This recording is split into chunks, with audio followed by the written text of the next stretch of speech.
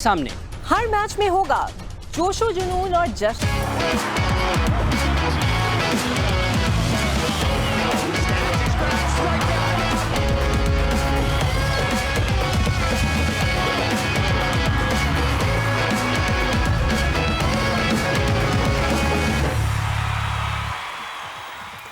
अस्सलाम वालेकुम जी, आपको कहेंगे खुशामदीद जोर का जोड़ में। और जनाब, पाकिस्तान तो हो गया है बाहर वर्ल्ड कप की दौड़ से, और कल का दिन खासा मायूस कुन था क्योंकि जीत जाता तो शायद थोड़ा सा बुरा कम लगता, लेकिन जीता भी नहीं और हारा भी बहुत बुरा।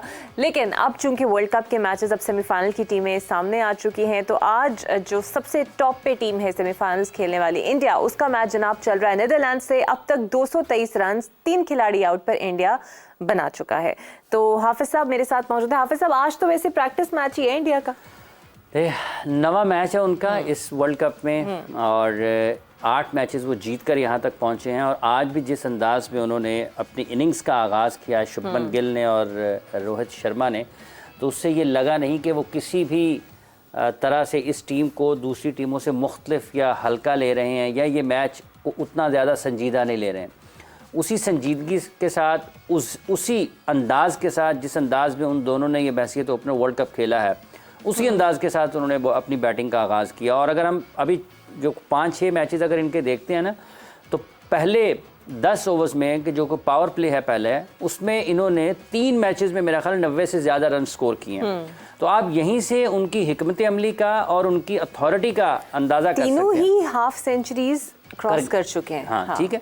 तो किस अंदाज में वो पहले 10 ओवर्स का इस्तेमाल करते हैं। अब लोग ये इसके ऊपर सोचेंगे कि ऐसा क्यों है कि उन्होंने इब्तदाई 10 ओवर्स का फ़ायदा उठाने की हिकमत अमली क्यों इख्तियार की। देखें, ये 50 ओवर्स का मैच है। इब्तदाई 10 ओवर्स में अगर वो फ़ायदा उठाते हैं तो उनको पता है कि जब हम आउट होंगे लेकिन अच्छे रन रेट के साथ होंगे, तो बाद में आने वाले वैसे नहीं खेल पाएंगे, क्योंकि 50 ओवर्स पूरे खेलने हैं। तो वो थोड़ा सा स्टेबिलिटी की तरफ जाएंगे, रन रेट थोड़ा नीचे आएगा, लेकिन इतना नीचे नहीं आएगा कि टीम के ऊपर दबाव आए। 9 के रन रेट से वो आहिस्ता खेलेंगे भी, तो भी 6-7 के इर्द गिर्द घूमते रहेंगे। फिर एक और फेज़ आता है जहां से वो दोबारा इसको ऊपर लेकर जाने की कोशिश करते हैं, तो उसमें भी वो कामयाब रहे हैं। तो आपको एक पूरा मेथड नज़र आता है बैटिंग का। ऐसा नहीं है कि आपको गदगा शॉट्स नज़र आते हैं, आपको अंधाधुंध बैटिंग नज़र आती है।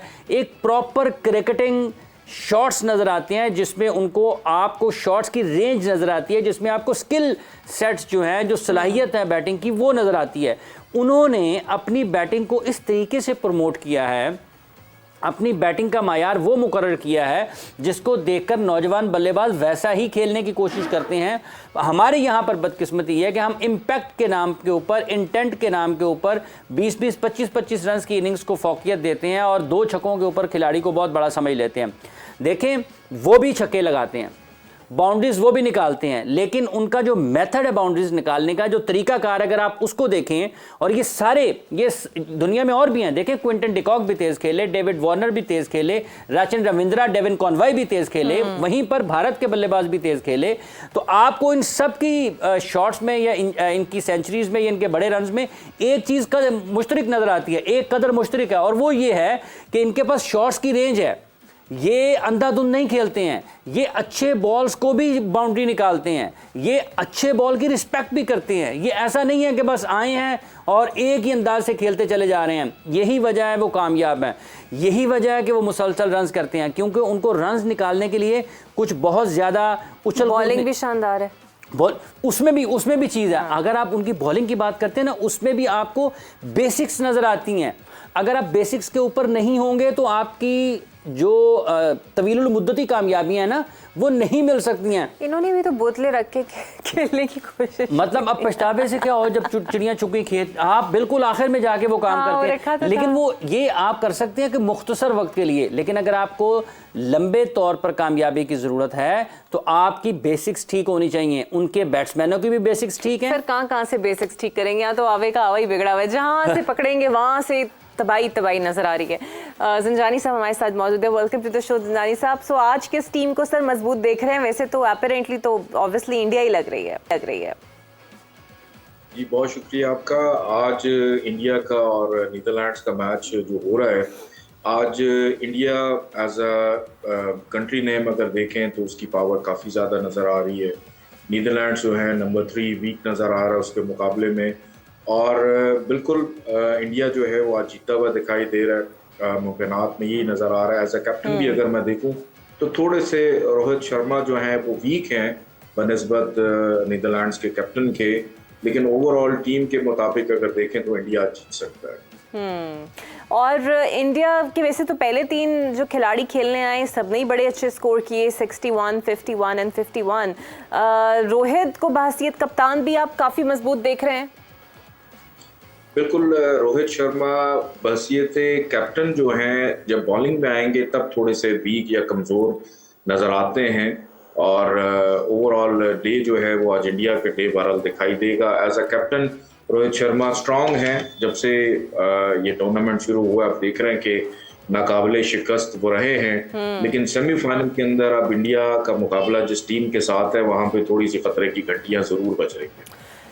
अच्छा हाफिज साहब, मुझे तो वैसे लगता है they can sweep of New Zealand, but what's your prediction on that? देखें, न्यूजीलैंड के ख़िलाफ़ उनका सेमीफाइनल होगा, और निस्बतन इस वक्त अगर हम देखते हैं तो न्यूजीलैंड निस्बतन आसान टीम है साउथ अफ्रीका और ऑस्ट्रेलिया के। हाँ, क्योंकि साउथ अफ्रीका और ऑस्ट्रेलिया ने जिस तरह की क्रिकेट खेली है वो ज़्यादा बेहतर दिखाई देती हैं। न्यूजीलैंड का एक मसला ये भी है कि उनके खिलाड़ी इंजरीज़ का शिकार रहे। उनके टॉप प्लेयर्स जो हैं, ख़ुद उनके कप्तान को देखें, इतना उनका अंगूठा सूजा हुआ है, मतलब एक ज़ख्मी हाथ के साथ वो मैचेस खेलते हुए दिखाई दे रहे हैं। इब्तदा में वो बाहर भी बैठे रहे, उनकी जगह पर लैथम कप्तानी करते रहे, फिर अहम मैचेस में वो वापस भी आए, लेकिन वो मुकम्मल या 100% फिट नहीं थे, लेकिन उसके बावजूद वो बड़े जज्बे के साथ अपनी टीम की कप्तानी करते रहे।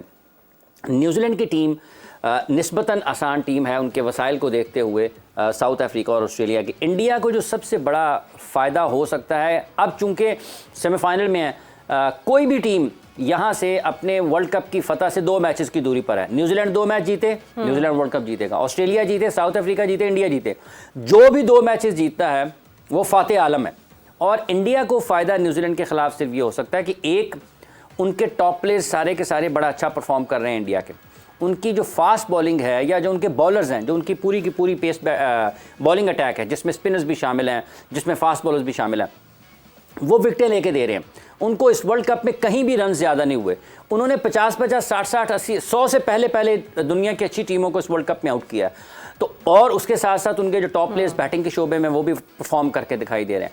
फिर वो उनके होम ग्राउंड है, क्राउड है। आप देखेंगे जब सेमीफाइनल होगा बहुत ही कम लोग होंगे जो कि उनकी मुखालिफ टीम को सपोर्ट करते हुए नजर आएंगे। गो के ये कोई बहुत ज़्यादा बड़े मैचेस में बड़े खिलाड़ियों के ऊपर इन चीज़ों का असर नहीं पड़ता, क्योंकि यहाँ तक पहुँचने के लिए वो ऐसे हालात से मतलब दर्जनों मरतबा गुजर चुके होते हैं। लेकिन ये सारी चीज़ें बहरहाल कहीं ना कहीं उन खिलाड़ियों को एतमाद ज़रूर देती हैं। और जिस तरीके से उन्होंने ये सारा वर्ल्ड कप खेला है, इन सारी टीमों में से अगर सबसे बेहतर क्रिकेट हिकमत अमली के एतबार से, क्रिकेट की बेसिक्स के एतबार से, अथॉरिटी के एतबार से, गेम प्लान के हिसाब से आप उसको देखेंगे, कप्तान के बर वक्त फैसलों के एतबार से, तो स्पॉट ऑन रहे हैं ना जो वो इंडियंस रहे हैं।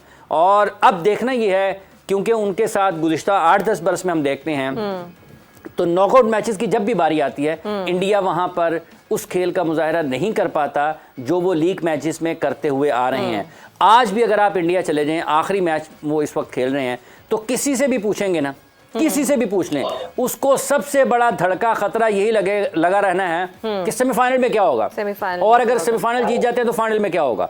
सबसे बड़ा धड़का उनको उस वक्त तक यही है कि वहां क्या होगा, जब तक कि वो अपना टूर्नामेंट खत्म नहीं कर लेते हैं।